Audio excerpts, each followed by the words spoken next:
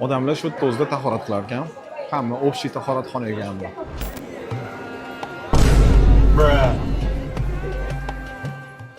Odamlar suv yoki qabrdan baraka so'rashyapti. Ular bu yerdan tilak so'rayapti, chunki aytilishicha bu joy jannat eshigi hisoblanadi. Hamma gullarni olib, o'sha maqbaraga qo'yish shart ekan, eng qizig'i. Mo'iniddin juda mashhur shaxs ekan. O'z ezgu amallari bilan tanilgan.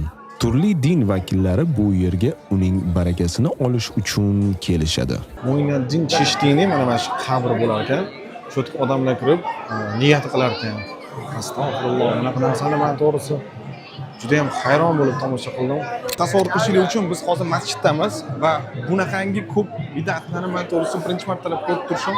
Kimdir ip bog'lab niyat qilyapti qabrga, kimdir tahorat qilyapti, basseynda hozir ko'rsataman tahorat qo'ymayotgan basseynda. Ko'rsanglar jinni bo'lib qolasizlar.